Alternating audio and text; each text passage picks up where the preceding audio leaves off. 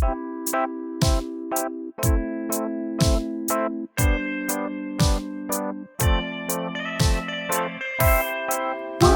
Woman, now the world is ready for you, and the wonders you can do. Wonder Woman,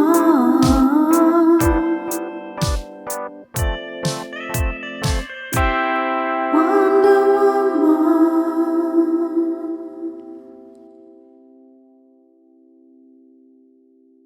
Hello, and welcome to the Wonder Women series of the Maker Mom podcast. I am your host, Katie Freeman, and every week I bring you interviews of two female or non binary makers of all kinds. Some of them are parents, some of them are not. This week's Wonder Women guest is Annette of 513 Woodworks in Cincinnati. Now, I'm a fairly recently new follower to Annette, but once I found her account, I knew for sure that I wanted to follow along. She has so many tools, and she will talk to that. And she's just super fun, and I think you will enjoy this interview, learning about, her journey into getting into making and how she continues to push herself to learn new things. But before we hop into the interview with Annette, I want to give a big shout out and thank you to the patrons over on Patreon. This week we have a new patron, so thank you so much, Kevin of Lefty's Woodshop, Christy Twisted Twine, Christina B, Jeremy Speece, Sammy Go Sammy Lee, Lauren Rasp File Designs, Sven Dwarf Size Workshop, Rachel Moody Makes, Bonnie Toolmom Bonnie, toolmomstore.com, Laura Oakley Soap Company, Mary Lou Made by Mary Lou, Amy Bison Valley Carving, Dan and Kelly Reclaim Living Store, Brandy Studio Obey, Kathy One Girl and Her Tools, Ellen Little Bear Furniture, and Ethan Carter Designs. Thank you all so very much for your continued and ongoing support, helping me to produce 2 episodes a week, every week. And with no further ado, here is Annette with 513 Woodworks. Okay. I always have my guests introduce themselves, though. So when you're ready, just tell us who you are. Okay. Sure. I am Annette. I am the maker, I guess, behind 513 Woodworks on Instagram. I live in Cincinnati, Ohio. My profession is I'm an engineer. I work for a consumer goods company here in Cincinnati. Let's see, originally from Nigeria. I was born and raised in Nigeria and have lived in Nigeria, in the US, and in Brazil for a few years. So I very much consider myself a citizen of the world. Let's see, what else? I obviously like to make stuff, all different media. I love making, I love learning, I love buying tools, I think maybe as much as actually making things. So this woodworking has become kind of this perfect intersection of all those things that I love. Prior to this past year, I did love traveling. That was probably my primary hobby. But obviously that's taken a bit of a backseat with everything that's happening right now. So Yeah. So first question I want to ask is, what is the significance of 513? I wish I had this great story for you, but it's really not very original at all. The area code in Cincinnati is 513. So I Nice. But I have a personal Instagram account. And so for the longest time when I'd make things, I'd just share the finished product with my friends. But then I wanted to sort of share the during process as well. And I didn't think a lot of my friends would probably appreciate all that stuff on their feeds. So I thought, well, I'll create a separate Instagram just for my making so I can share like more during the project stuff. And I literally picked up my phone one day early last year, and the first thing that popped in my mind was 513 Woodworks, and so 513 Woodworks. There you go. If I ever move from Cincinnati, I might have to change my name. But for now, 513. It works, it works. I was just curious because when I found your account, I was like, what's What's 513? I have no idea. I should probably add like just a sentence in my profile that says 513 is the area code of Cincinnati. Or just leave it and pretend let Just people leave think it. it's this mysterious. That's kind of- right. There's just something about a mystery about a person, right? Exactly. All right. Exactly. Well, so you were born and grew up in Nigeria, you said. Correct. What were you interested in as a kid? School. So I grew up going to boarding school, actually. So we had really very structured days, really. Mhm. So extracurricular activities were, for me anyway, were just hanging out with friends. We would do different things like kind of marching, band, or some people did music or sports. Neither of those were really my thing. So I just kind of, I guess, read books. I really don't remember. It's been so long ago, like that I couldn't tell you what I enjoyed as a kid, Mhm. to be honest. I know I was in school, I went to school, I hung out with my friends. That was it. Now when I hear boarding school, I think of like what just I've honestly seen on television as far Mhm. as like what does that mean? So I have to did you live on school premises? Yep, exactly. Okay. Live Okay. in dorms in school premises. It's very much like a college dorm experience, but just Mhm. obviously a much younger demographic. So Did you do that like elementary all the way through? let's see, I did that from, I think I was probably 8 or 9 to 13. So about 5 or 6 years there where I was in boarding school. Yep. Wow. Mhm. That's just I mean, as somebody who is a mom of a kid who is close to Yeah. 8, I Yeah. can't imagine like him not being at home. Not being at home. Yeah, Yeah. it's a very different concept for sure, but it's really the norm where I grew up anyway. Really? It was actually a to be able to attend a good school, but Hmm. then the boarding school experience. The idea is you have more ability to focus kind of on your education, versus the distractions of, I guess, non school work. But no, it was the norm where I grew up. It was I didn't realize not everybody else in the world went to boarding school until Yeah. until I came to the US. So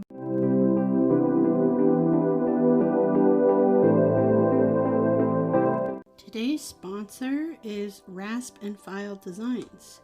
Rasp and File was created to give new life to old things and create spaces that feel timeless, unique, and warm.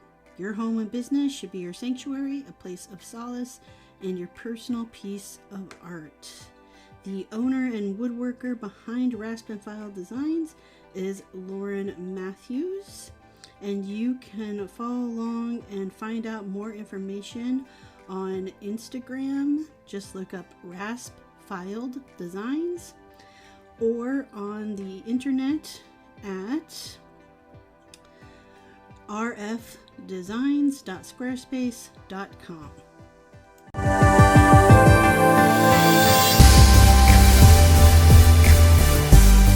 yeah.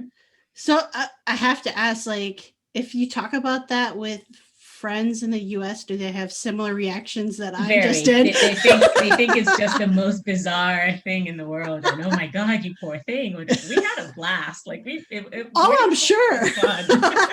I'm sure. I mean, especially when you said very similar to a college experience, I think, oh my god, if I had freedom like that from my well, okay, so we did have like staff that would make Right. sure it wasn't Yeah. all fun and Yes. games, Yes. but it really was a good time. It's hard to explain it to someone who doesn't understand kind of that was the norm growing up, and Right. that's just kind of what everybody did. I would imagine though, then your friend set though very much becomes family. Exactly. Yeah. Exactly. So does that, I mean, more likelihood of, or maybe I don't know, but like, are they lifelong friends forever then?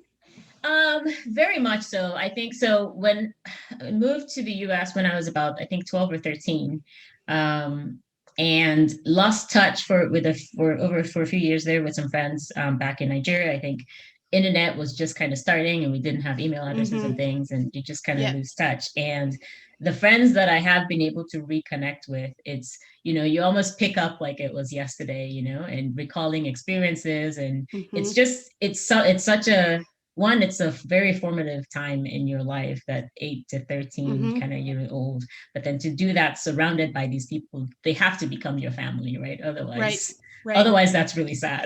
But Yes. and it wasn't. So, So I yeah. mean, did it stop at 13 then? Because I think you just said you guys moved to the Yeah, US. exactly. Okay. Exactly. What brought you to the States? My parents, I was 13. Well, I mean, like, I guess what brought them to the States? We had other family here, and Okay. they just moved here as well. I gotcha. So, Didn't know if it was following work or no, anything no, like that. Okay. no, family relationships. Yep. Okay. All right. So you mentioned in your intro you're an engineer, so I I would am. assume that you went to college for I that. did. I did. What kind of engineer are you? My degree is in chemical engineering, Wow. and I actually went to University of Texas at Austin, Hook'em Horns, and yeah, studied chemical engineering. At one point when I was a kid, I thought I would be a doctor growing up, because there's a joke about African parents: you're a doctor, a lawyer, or a disgrace. Well, I mean, I think that's also children of immigrants in general, right? Like you come to the US and it's like you had to be a doctor or a lawyer or something. Yes. But when I came to, I was in high school in Atlanta at the time, and I really got involved in a number of different STEM programs, and I realized I like math and science. I could have gone the medical route, but there was just something really interesting about engineering to me. And I honestly was personally not looking forward to the idea of years and years of schooling and residency. And if I didn't have that passion for medicine that Yeah. way to Yeah. be willing to invest that time. If I did, maybe I would have pursued it, but Mm-hmm. I just didn't. And so engineering seemed the next logical route. To put Does math and that science. make you fall into the disgrace category since you were not a doctor or a lawyer? No, or maybe not anymore. No, it doesn't. I think it's one of those things where nobody else in my family had been an engineer before I decided to study engineering. So it's just, you know, nobody knew what it was. But now that, I graduated from college, 15 years ago now, and made a good career out of it. And so it's okay. Mm-hmm. That's actually a good degree. One of my younger sisters decided to study engineering as well. So no, I think the saying's been modified. Maybe doctor, lawyer, engineer, or disgrace. Disgrace, gotcha. And then so your job now, are you practicing chemical engineering specifically? No, Or doing more at what I call like engineering management, project management is probably more what I do okay, now. all right. Yep. When I totally just lost my train of thought.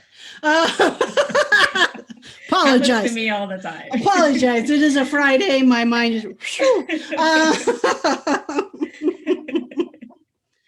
All right. So, what about chemistry appealed to you? Good question.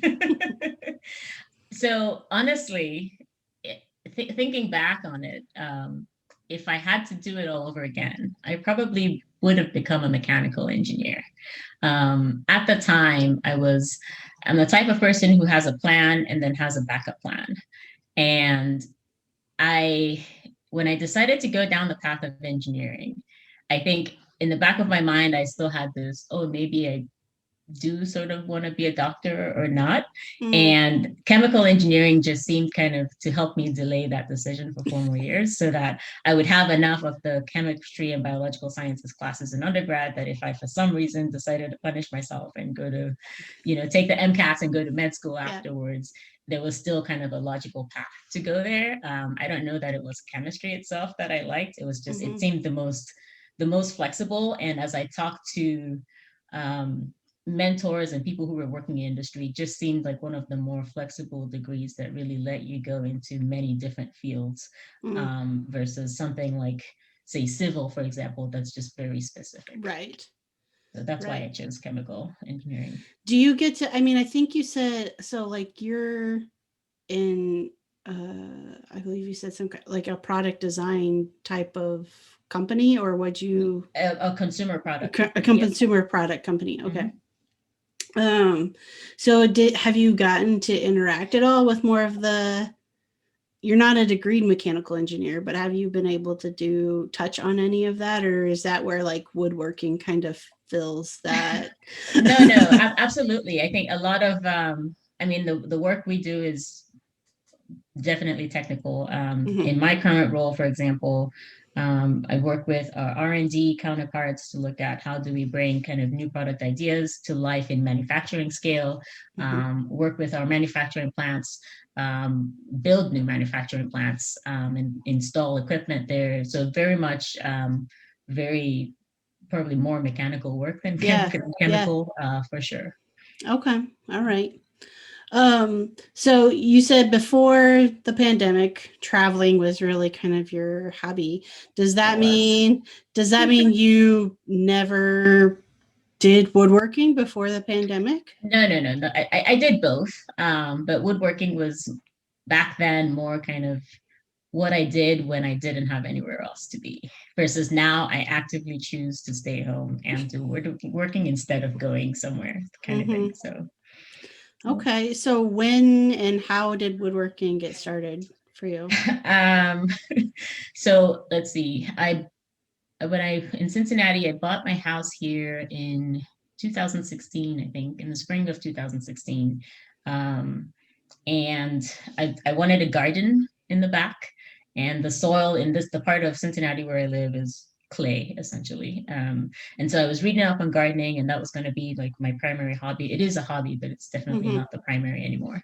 And I read this idea of raised beds, and I thought, okay, to be better able to control the soil conditions and get better yields, I'm going to do raised beds in the back. And I wanted to put in just a handful of small raised beds. And so I went online and looked up the prices of some of these like kits in a box that you assemble. And I thought, that's absurd. If I had some wood and some screws, I could probably do that myself. So then I went on and searched like probably how to build a raised bed or something. And I figured out I needed a miter saw and a drill, essentially. Or I didn't even need the miter saw. At that point, I just wanted it. And so I went to Home Depot, picked up a Ryobi miter saw, picked up some lumber, and one of those combo sets that has like an impact driver and a drill and other things. And I came and I made 4 or 5 raised beds in the back. Started my garden. The tools kind of stayed in the garage for a month or so. And then I looked at it the next day and I thought, well, I've got this nice kind of garden that started now. There's an area next to it. It'd be nice to have like maybe some chairs and a fire pit. But then I thought I could build the chairs. And so I went online and looked up how to build like outdoor chairs. And I think I came across Anna White's page with all the plans. And then it just kind of snowballed from there. Do you still I guess first question is, do you still primarily work from plans when you're doing woodworking, like already pre-designed plans, or you're a mix of both. So when I do work from plans, I'm normally modifying something. Like very rarely will I say, okay, this is the plan and that's it, unless it's something very specific. But yes, I'm very much a fan of, if someone else has figured out how to do this before, there's no need for me to reinvent it. They're smarter, more talented people than myself doing this. And so if there's a good, obviously without copying anyone's intellectual property or anything like that. If it's available out there, then I will shamelessly reapply what's been done before. Do you feel like you're drawn to plans? I mean, engineers, I totally fall into that category too a lot of times. Like, yeah, there's a plan out there, just get the plan. Exactly. Get the plan, review the plan, make sure it's a good one, follow it. If it is, Right, if not, right. make some tweaks and move on. Yeah. I probably am drawn more to something more. So like, every so often I come across someone's Instagram account and they talk about, oh, I was thinking about this very fluid concept and I decided to make this. That's not me at all. That's not who I am. The thought would never cross my mind. I have lists of things I want to do. I've got probably references of, okay, what's a good example of each of those things, so that when I'm ready to tackle it, I go kind of research, do what's out there, and then go build it. What about when there's something on that list that you can't find a plan for? There hasn't been anything like that yet. Maybe I'm just not that original in the things I want to do. But so far, everything I've wanted to do has already been done, and that's okay with me. Well, I think, but even things like, I don't know, probably a good example nowadays would be like a desk, right? There's tons of desk plans out there, Right. but not necessarily one that will 100% off out of the, like, straight from downloading it, fits your needs and stuff. So how often are you tweaking? It's safe to say I'm tweaking 100% of the time at this point. I think when I first started, I was probably more, okay, the plan said cut it to 33.5, and that's exactly what I'm going to cut it to. I think I've built enough know-how now that I can look at a plan, look at the dimensions of something, look at even the material choices and say, no, that's not going to work. I'm going to do this instead, make the right adjustments to what else that impacts, and then build off of that. I'll call it modified or improved plan. So yeah, very rarely do I kind of take something as is now and build it exactly. The exception to that being, one of the projects I worked on last year was a project I did actually at a class at a woodworking school near me, was building a Morris chair. And that had a specific set of plans that the instructor of the class was someone from, I think it was Wood magazine, and had very detailed plans. And I said, you know what, this is probably the most complex thing I've built so far. We're just going to follow the plan. Yeah, and it turned out great. To be honest, besides very small children's chairs for my kids, I have not ever built a chair, including all the components of it. I've built like bar stools, but like I bought the metal bases, I didn't like create the bases myself. Yeah. And chairs, everybody says chairs are the most difficult. So I think smart move, following the plan exactly on that. Exactly. Yeah. No, and it turned out great. It's a well-designed chair. So I think it would have been silly of me to presume like I could tweak something, especially, and with the chair, there's this whole like, not physiological, what's the word I'm looking for? There's a whole like science to building chairs and making them comfortable that I don't know enough about. And so the last thing I'd want to do is change something and make it like an uncomfortable chair. So I mean, when you're researching like a project you have on your list to do, just to that point, like about the chair and, there's science behind it, not knowing enough, but like anything else, like, do you get into the whys behind something? Sometimes, most of the time, honestly, no. In a way, I want woodworking and my making to be an escape from the why that I have to get into all the time at work. And so there's something just about taking a plan, make a few tweaks here and there, and then just go do it. Like Mm-hmm. I don't want to know, one of the things I've gotten into in the past year as well is like CNC. And I Mm-hmm. was talking to a coworker of mine, and oh, the CNC, I've got this machine, and I did a few test carves and whatnot. And he had just all these questions and wanted to know why this and why that. I'm like, I don't really care. I assembled it. It works. I assembled it and it works. I don't want to know why in Vectric, when you create a tool path, it does this and it moves that way. And Mm-hmm. I don't care. I don't want to care, I should say. Right. Like part of the fun of it is not caring, and you have a machine that works.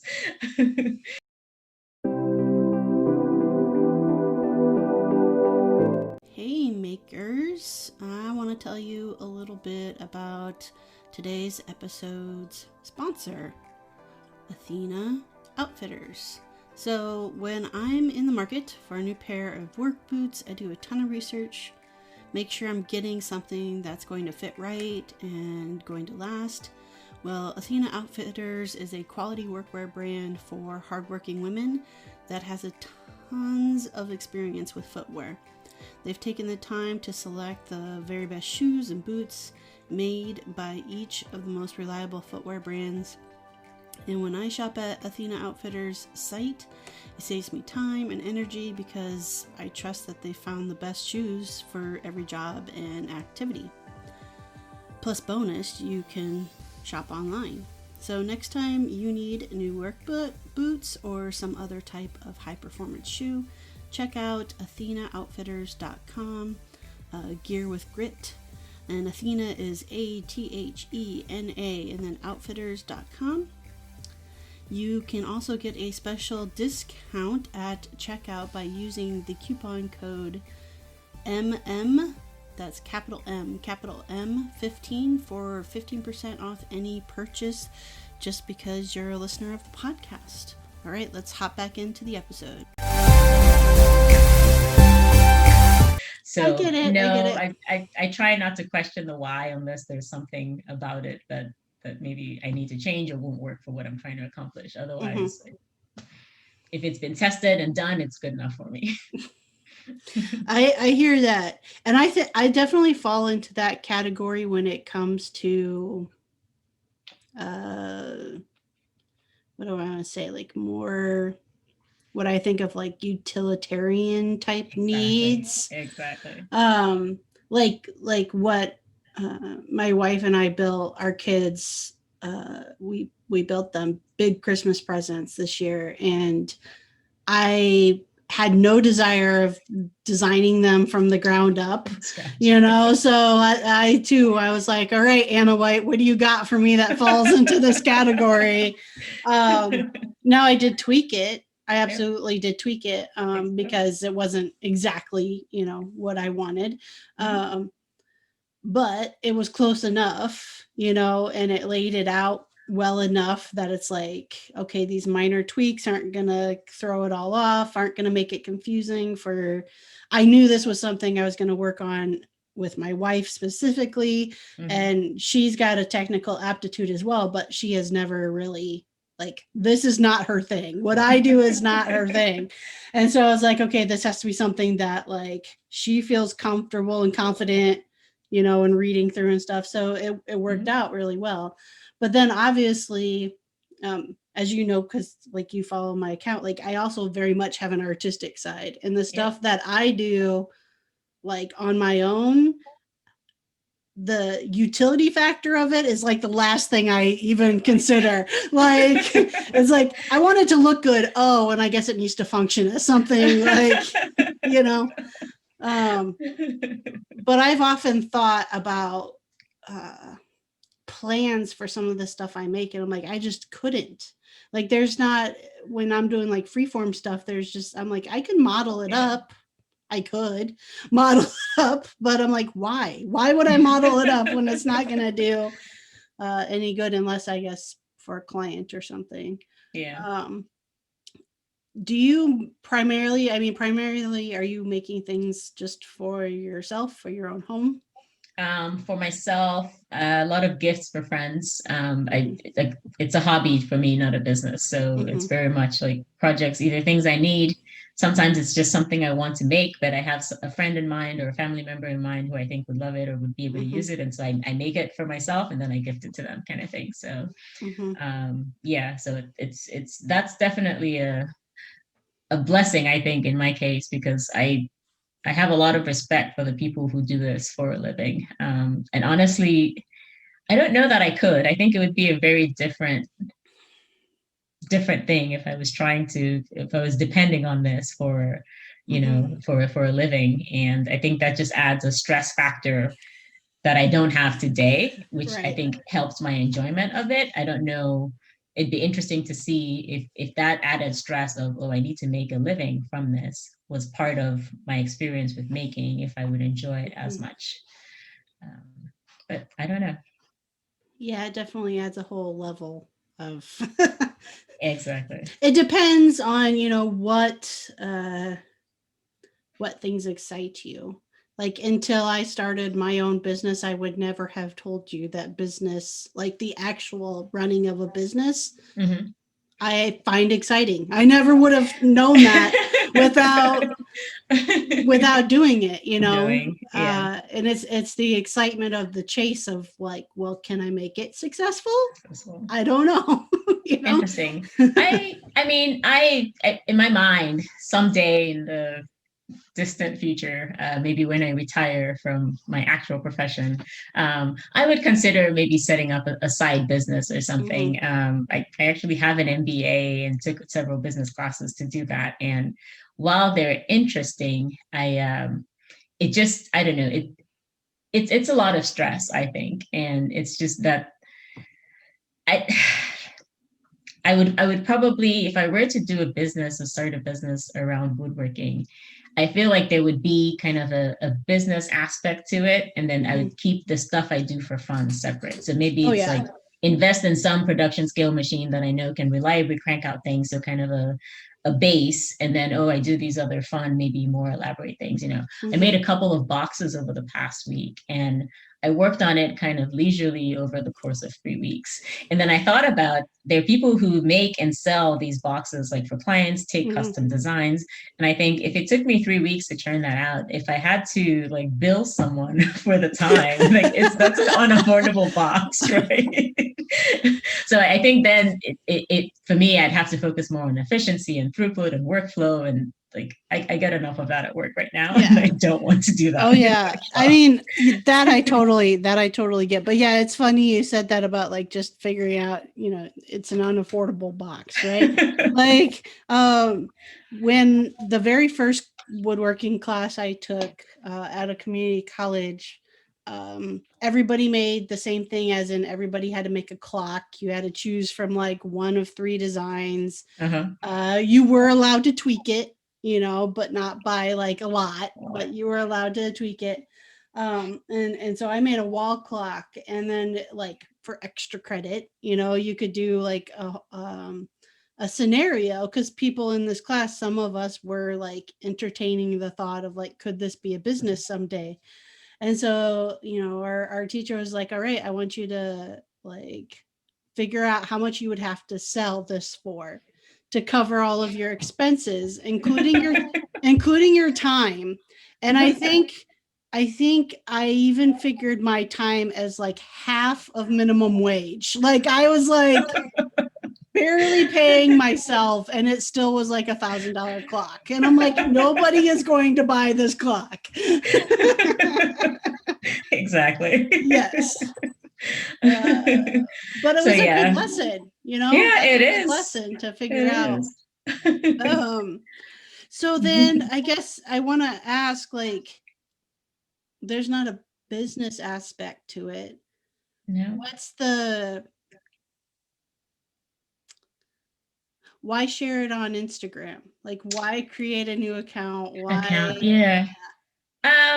So that honestly, I think this whole pandemic, the past year, is probably responsible for how active I've become with that Instagram account. And because when I first started, when I created the account, what was it, January of last year, I basically said, okay, I'm just going to post stuff here occasionally, just so I'm not like boring people on my personal feed with the stuff. Mhm. And I didn't think much about it. I kind of followed a few people that I'd kind of seen, like when I looked up things before, I'd seen their work and I thought their accounts were cool. Then I had like people start following me, like based on the things I was posting, and I thought, no, this is nice. And then I had like the community, like everyone talks about how welcoming and how Mhm. great it is, but it's really it sounds cliche, but it's really not. Like I was a bit overwhelmed at first by just how welcoming people were and how supporting they were and how helpful they were.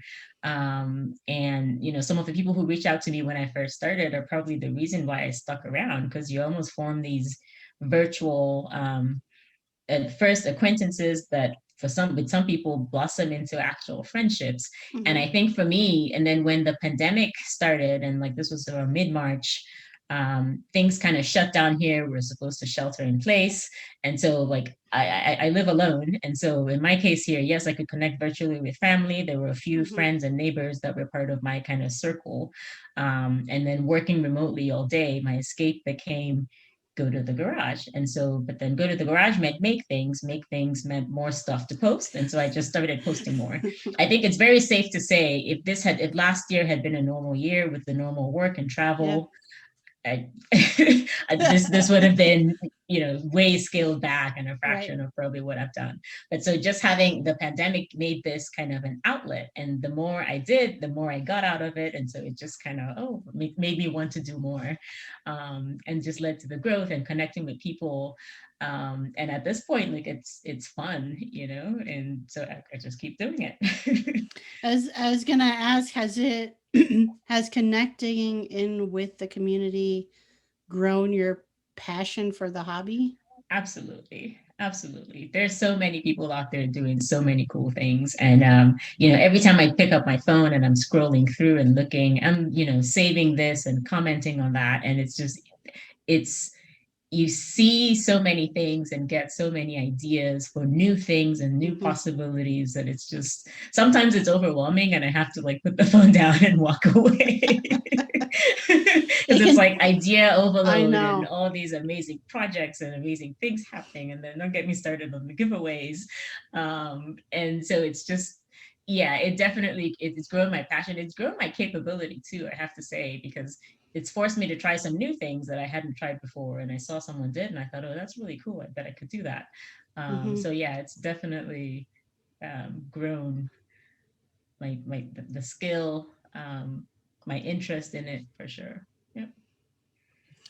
Yeah, I don't know about you, but I have like hundreds of screenshot photos saved on my phone from just from like looking at Instagram and like I don't want to lose that, so I So screenshot I used to do it. the screenshots, but now I just started saving them. So it just stays in the app, and it's not like, because I used to have, and I do still have like a separate, like, oh, woodworking project Yeah, ideas yeah. album in my photos.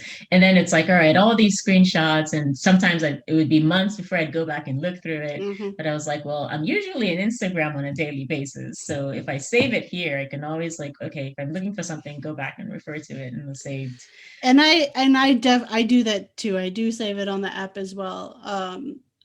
What has happened though is because I enjoy helping others out with their engagement numbers, Mhm. if I hit like on your post, I'm also hitting save. Okay. So so then it just becomes I did that for a Uh, while and okay. it was like I mean it's so overwhelmingly overloaded with all the saves that I'm Yeah. like I had to go to screenshots because I'm like if I'm willing to screenshot it that means this is something You that really, like really. I want to like revisit as like an idea or an inspiration Yeah. type Okay. thing. I like that. That's a good idea. That's a good idea. I actually like that concept of helping people drive their engagement numbers by saving. That is not something I had even thought to do.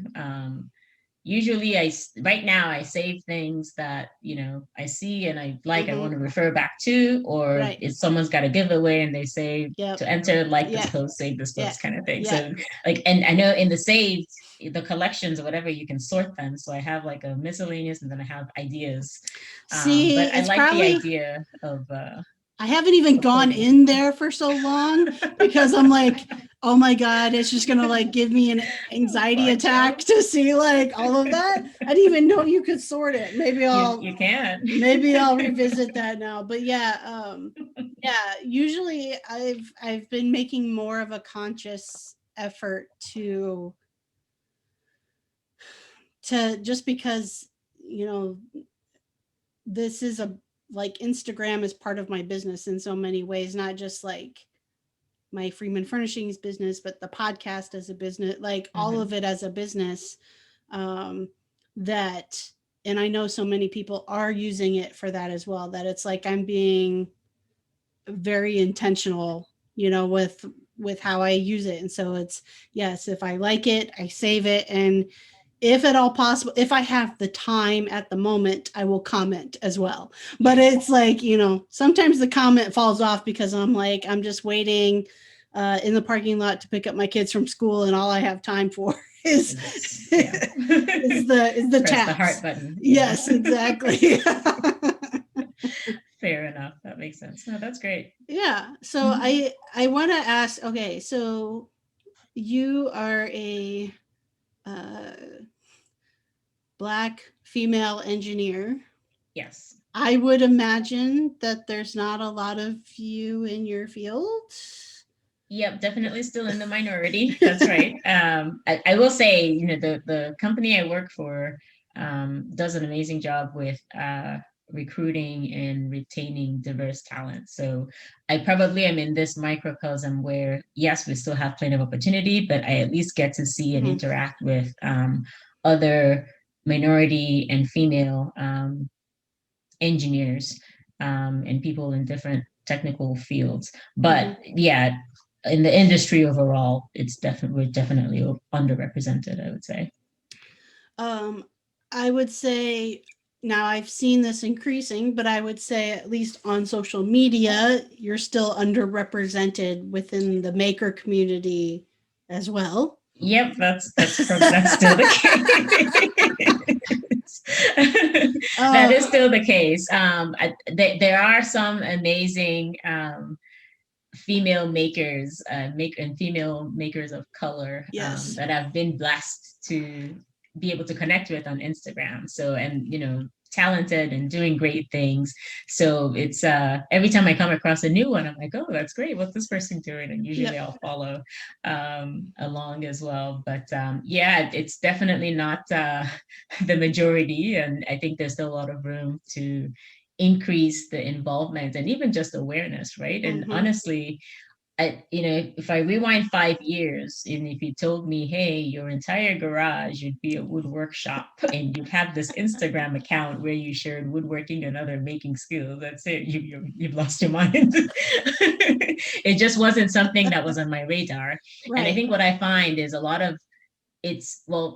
there's not a lot of information maybe out there, and it's not as accessible to people thinking, hey, you can actually get involved and make things and build these type of skills. And so I think it's more about spreading information. And I hope accounts like mine and others, other female makers of color help kind of with that as well, right? So see what's possible, see what people can do.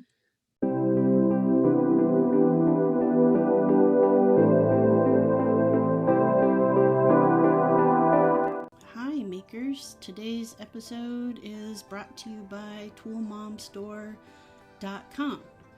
Tool Mom and Company is for all ages, genders. They have what you need for your one-stop tool-related merchandise of gifts and clothing.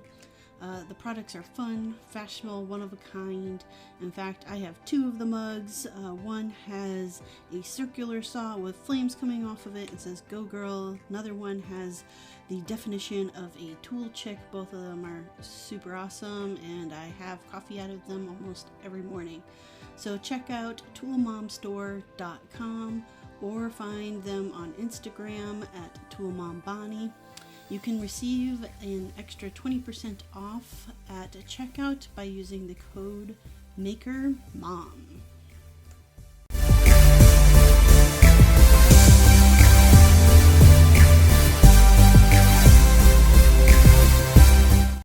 That's what I mean. I had another woman of color that I had on the podcast, Tammy of the Girly Shop Teacher. Mm-hmm. She had mentioned, I don't know if it was in her interview or a separate conversation we were having about women of color, or people of color in general, being a part of like making or like the trades, beyond that. And she just flat out said she didn't think that, people of color even realize like there's that's an option. Yeah. And I would say like, I would also say that there's, unless, a girl grows up in a house with parents who make in some way, shape, or form, I would say a lot of women don't necessarily know that either, right? Absolutely. Yep. Like, and it's one of those things that's expected almost of men to like just inherently know how to do those things.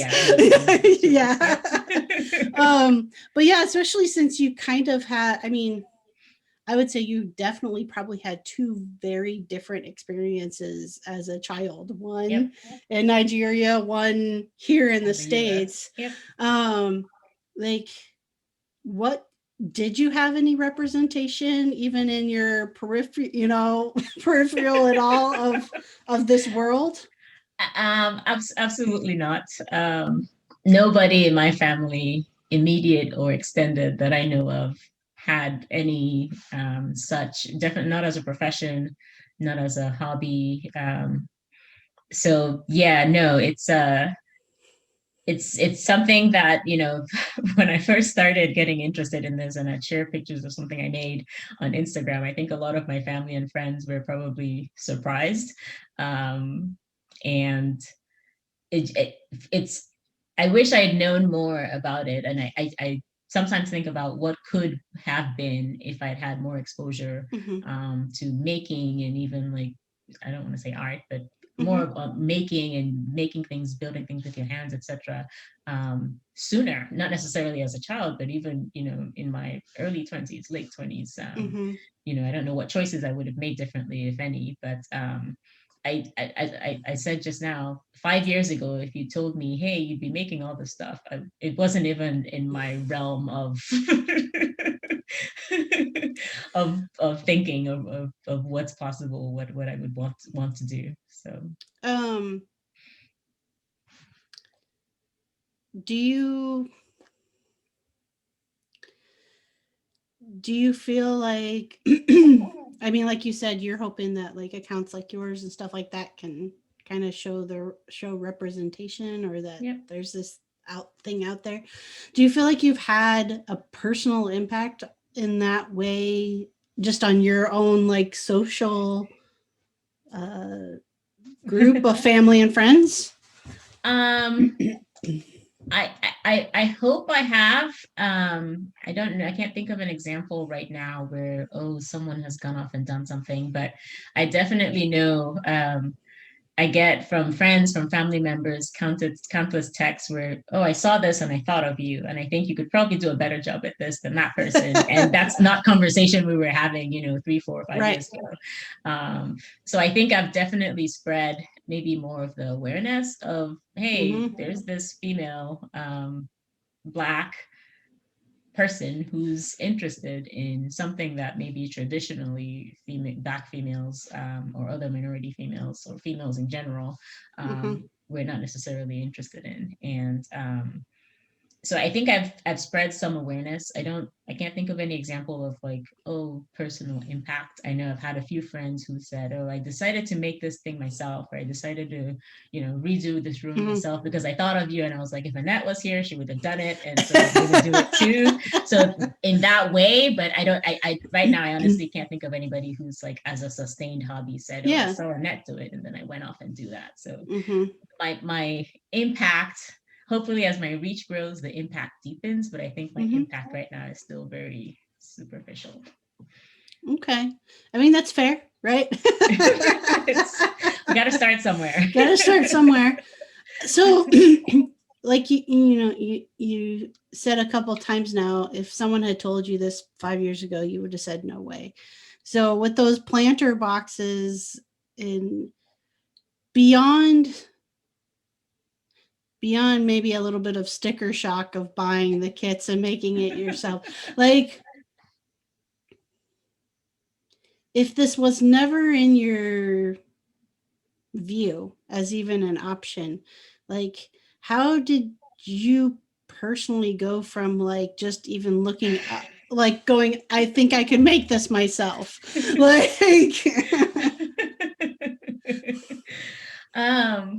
It's honestly I don't know. So one thing I always say when people go, "What's my hobby?" When people used to ask me what my hobbies were, and I would always, okay, photography, traveling, reading, the things everybody likes.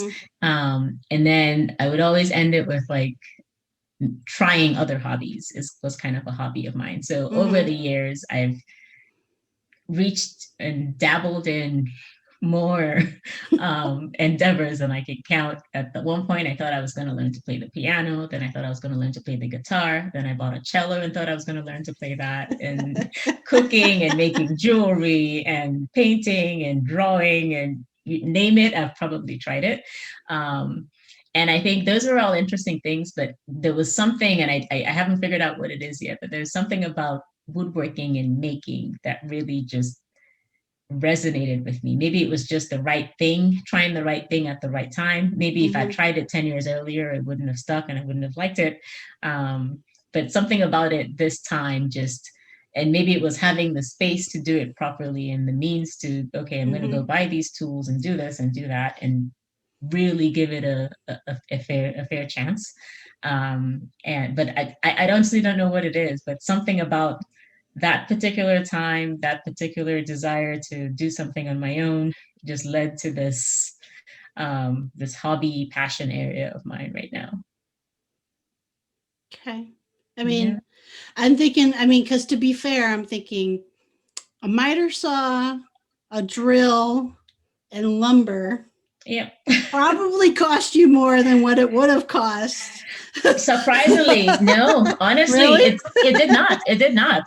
So yeah, that's what I'm saying. So I went up and I looked up the prices of these boxes, and the kits I saw for what I was looking for, which I thought was fairly simple, were like $160 a piece. And I wanted four like small boxes in series. And I thought that's a lot of money. Yeah. The miter saw cost like $150 at Home Depot, and I probably paid another what 150 or so for this combo kit, whatever it Mm-hmm. was, Ryobi starter kit, and then maybe another 30 or $40 in lumber, and that was it. So no, it was I did the math. It was definitely a lot cheeper. Of Now, course. You everything are an I've bought, engineer, so I everything should I've have. bought in the years since then, definitely. I'll just, yes, but then I guess you could again compare all the things you've built since then, right? No. I think it's safe to say. So I mentioned buying tools as one of my hobbies. Yes. I think that's taken on a life of its own. That's Have you taken on a life of its own have you recently. used every single tool? Absolutely, There yes. you go. I So have. I it's have. worth Some it. of It's them worth it. once and never again. But no, I have. I have. And I do try to, if there's something I realize I'm just not using or is not serving my purpose at that time, I'll usually post it on Facebook Marketplace or Craigslist or something and Mm-hmm.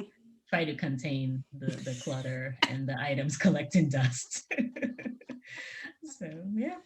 Nice. So you mentioned a CNC. Mhm. I have like, was there a project in mind you bought that for, or you just thought that would be really cool to have? I thought that would be really cool to have. So honestly, this was at the beginning of the pandemic. I think I bought my first CNC back in like April.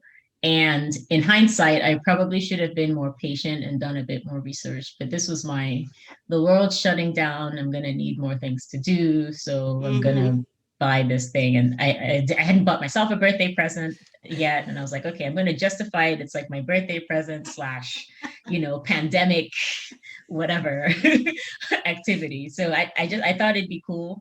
And then obviously once the idea got in my head, it's like, the phone read my mind, and suddenly I'm seeing all these CNC project ideas popping out from nowhere.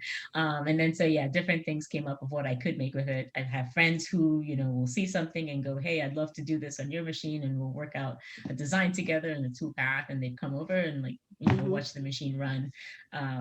So I bought it thinking it was cool. I didn't have a specific project in mind, but once I push that button, then I obviously had a whole list of, okay, I'm going to do this, I'm going to do that.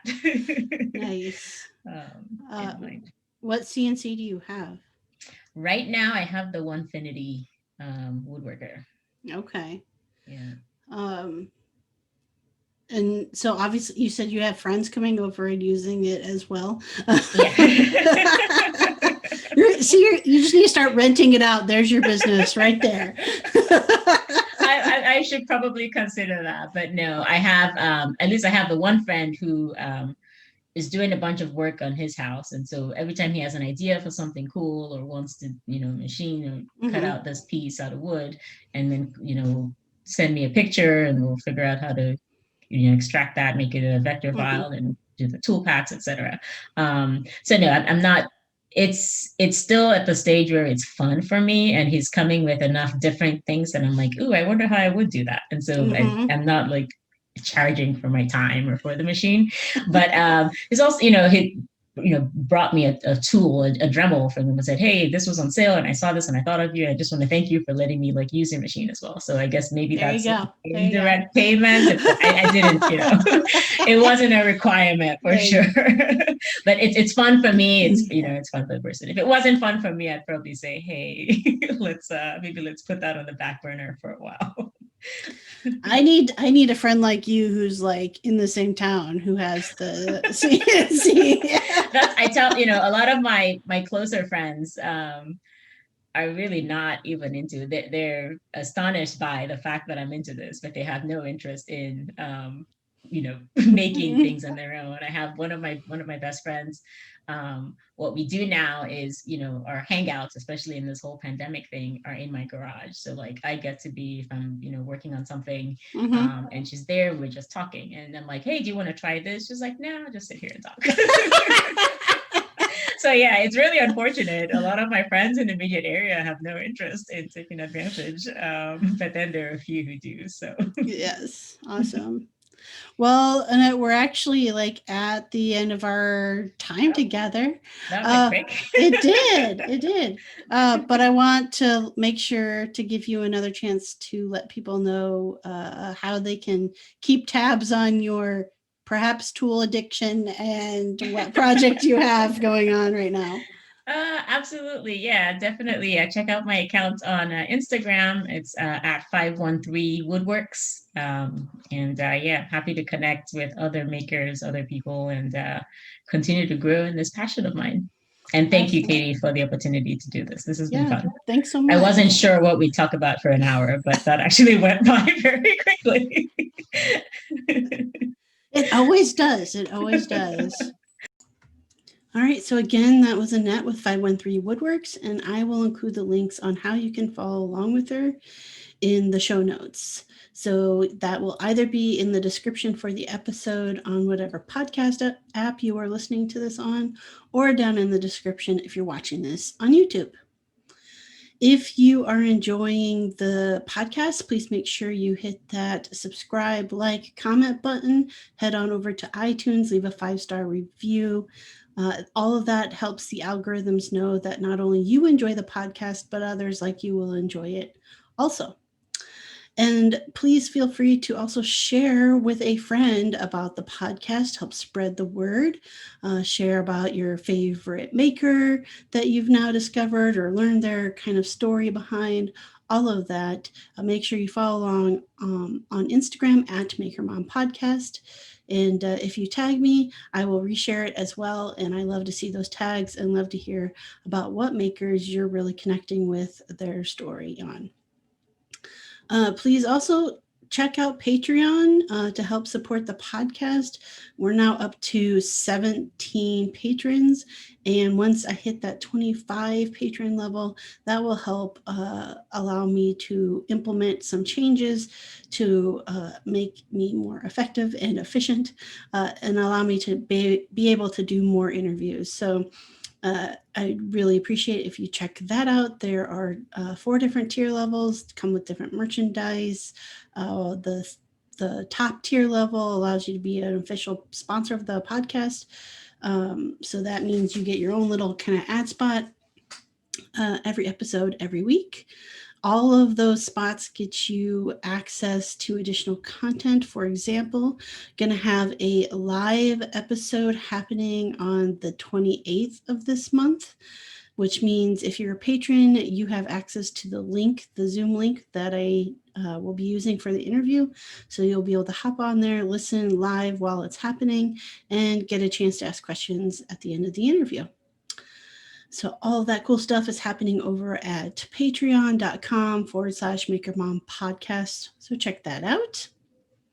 When I am not making podcasts, you can find me designing and making furniture and other home decor for bold homes at freemanfurnishings.com and at Freeman Furnishings across pretty much all of the social media platforms. I am on YouTube, Instagram, TikTok, Facebook, LinkedIn, Pinterest, Twitter, all of it, Freeman Furnishings. However, I am active daily on Instagram and TikTok. So if you want to see what I am up to in the moment, that is where you can find me at Freeman Furnishings. All right. Well, it is Wednesday. I hope you are having a good week so far, and I will see you all on Friday.